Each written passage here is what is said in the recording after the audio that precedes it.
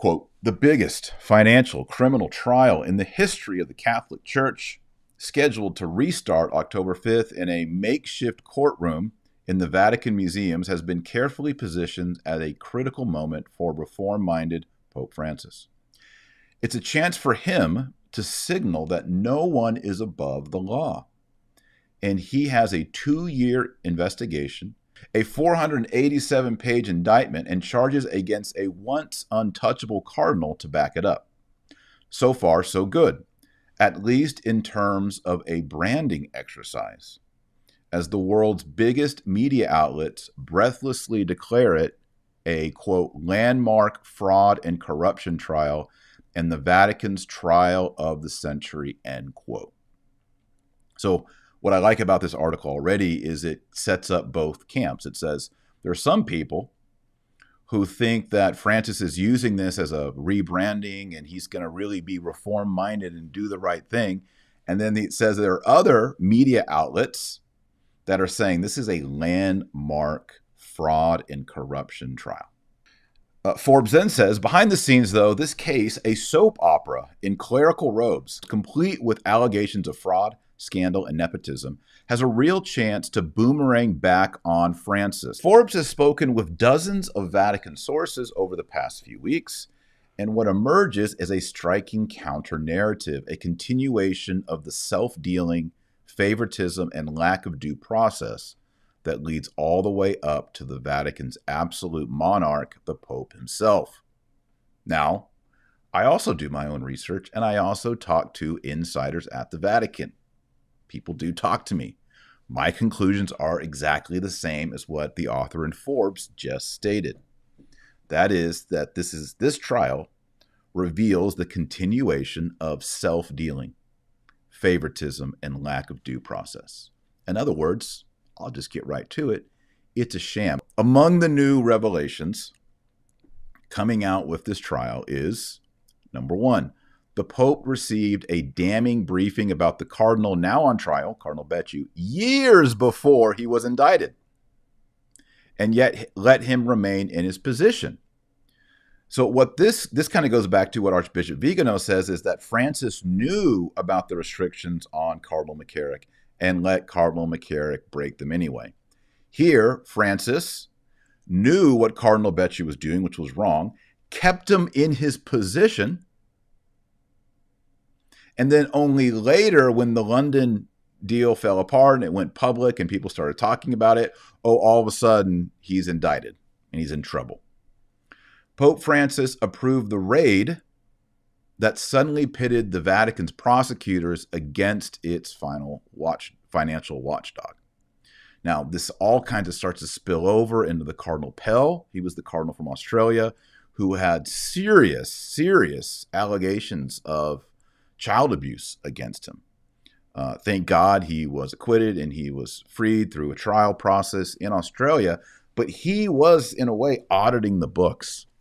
And during his audit, when these things started ramping up and snowballing, suddenly he gets these allegations against him, which puts him in prison, pauses the audit.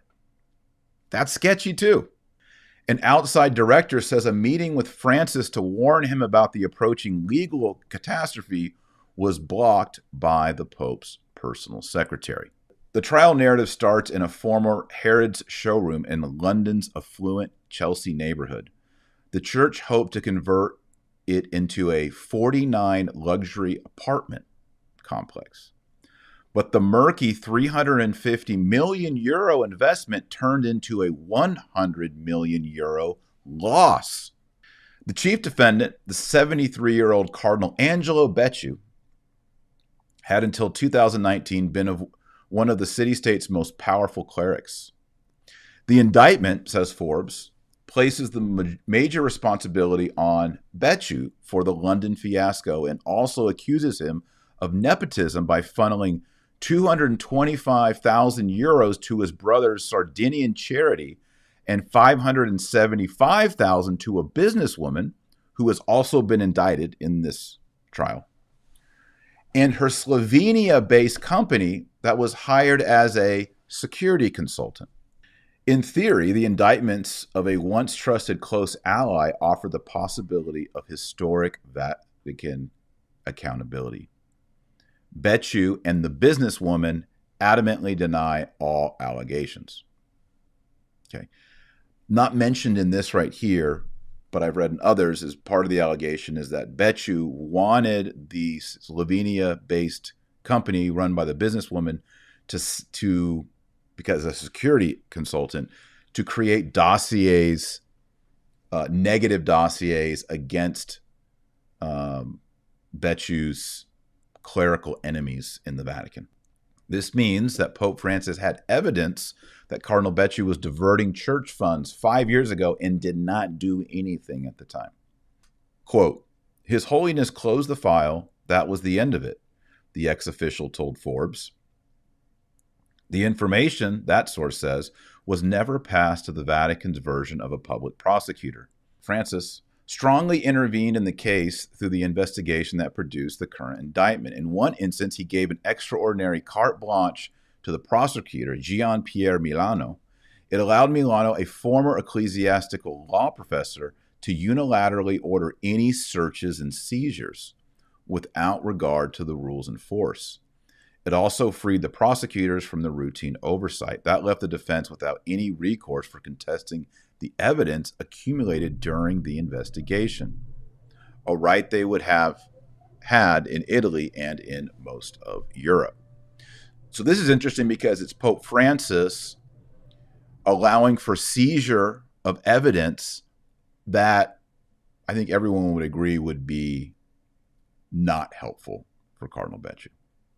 The result, Forbes says, emboldened by the Pope, was a series of unprecedented raids in the late 2019 on the Secretary of State's offices and the Supervisory and Financial Intelligence Authority, the Vatican's financial watchdog, better known as the Italian acronym AIF. The latter move was particularly startling. Francis's traditionalist predecessor, Pope Benedict XVI, under intense pressure from European financial regulators, created the AIF and issued the Vatican's first law against money laundering in 2010. Stop here. You know what started happening in 2010? Archbishop Vigano got involved in the Vatican Bank. It's all connected. The story we're living in right now, it's echoing 11 years later. Vigano, Benedict XVI, Cardinal Becciu, Cardinal Pell, Bergoglio becoming Pope Francis, all these things. That's why I'm excited about my book. I know you're like, why you always talk about your book? The book is good because it takes all these facts and it lays it out as a narrative. Infiltration gives you a history of how we got here, and then it gives you how all these things are interconnected. And once you can start seeing all the different players and how they're all related to a sequence of dominoes going, you can kind of understand where we're at. That's why I find this latest trial so interesting. Right here is a serpent eating itself amongst the constellations here, right? A serpent eating itself. What does that mean? It means the devil always defeats himself by his own pride. The serpent consumes himself. The modernists, the heretics, the idolaters, the evil people in our midst, the Satanists, the occultists, the globalists, all of these evil people are eating themselves. They are destroying themselves. There are no friends amongst thieves. And the more and more evil that's injected into the scenario, the more and more chaos comes out of it. Only the Holy Ghost, the third person of the Trinity, only the Holy Ghost can bring about peace and unity based around truth and love. Only the Holy Ghost. The devil and the demons cannot accomplish this. It's a supernatural miracle that only God can do, and the Holy Ghost is God. The Holy Ghost is the third person of the Holy Trinity. So they are destroying themselves. It's like a snake eating itself. And I think Maybe we're not in the 10th region of the night, that is the final region, but we are in a nighttime. We're in a nighttime. That's why we talk about the church in eclipse and all that. We have to keep praying. We have to keep joyful.